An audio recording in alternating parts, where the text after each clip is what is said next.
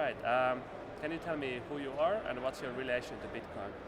Sure. So my name is Nejc Kodrič, and I am CEO and co-founder of Bitstamp, which is essentially a Bitcoin exchange, currently processing around $200 to $300 million a month, putting us on the first spot, so we process the largest volumes.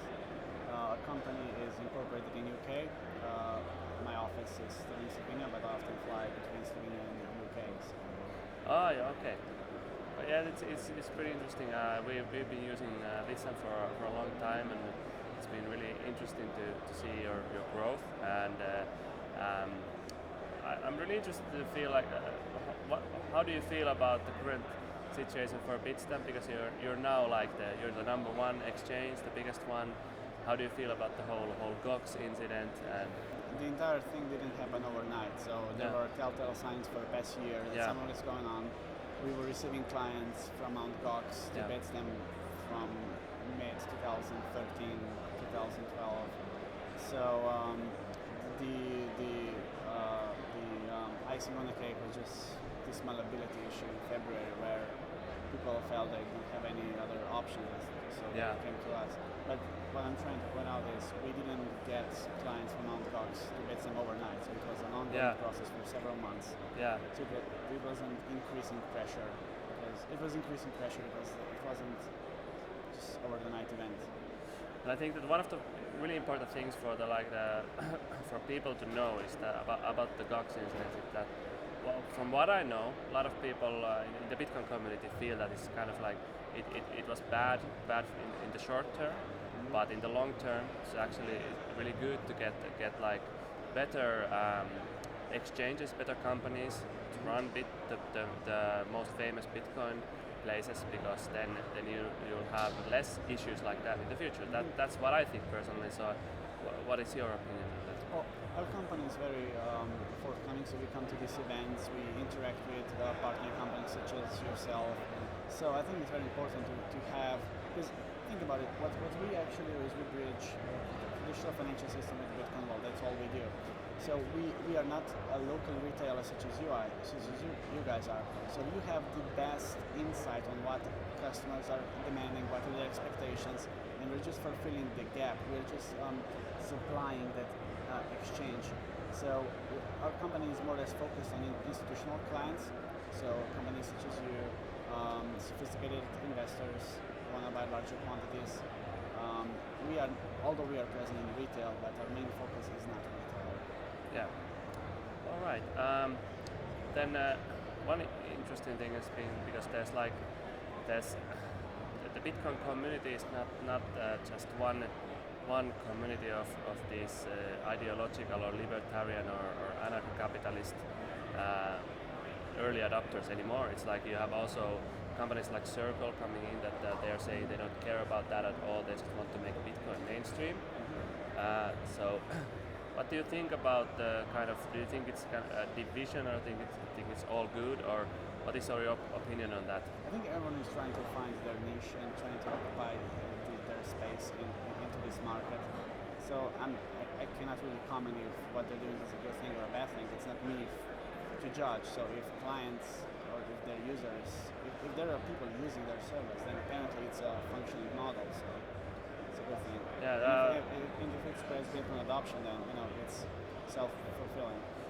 Yes, I agree that in that sense it's all good, because you need to feel the demand from different kind of markets. But that's not the kind of that's not the part I'm worried about with that. What I'm personally a little bit worried about is that some companies and some people in the Bitcoin community are clearly like they're trying to go really high up in the political chain with their idea of Bitcoin. So they could potentially affect the way it's regulated, which will affect other companies and might limit the possibility of, let's say, a less funded startup of how they can do anything Bitcoin trading related, for example. So that's the kind of thing I'm worried about. Do you have any opinion on that? There are a couple of types of companies. For instance, we started operating in 2011, and we come from the first generation of companies. Most of the companies that started also in 2011 are now gone.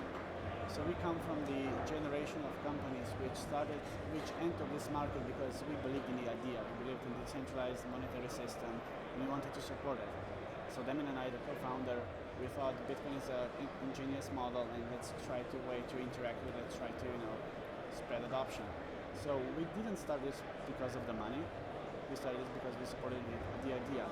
In companies that are starting now, and what is concerning, as you pointed out, is a lot of them, and I'm not pointing out any, but what some companies are doing is entering this market space because there is money to be made.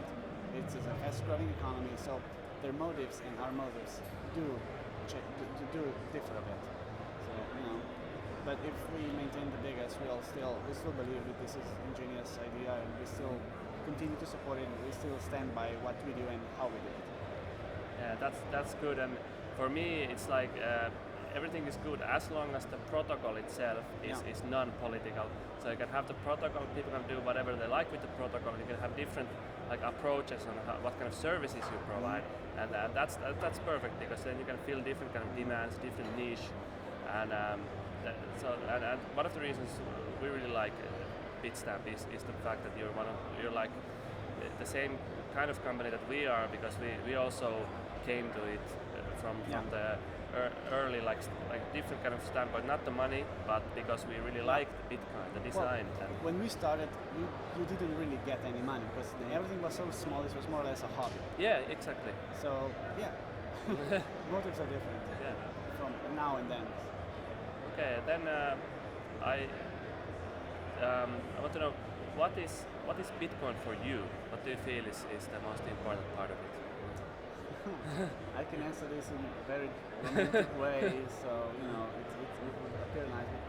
To me, it is the most exciting thing currently. When I grow older, I'll have a family, and life gets boring. But right now, when I'm young and I have an energy and I want to make something, I think Bitcoin is the optimum way to make something in my life, to contribute.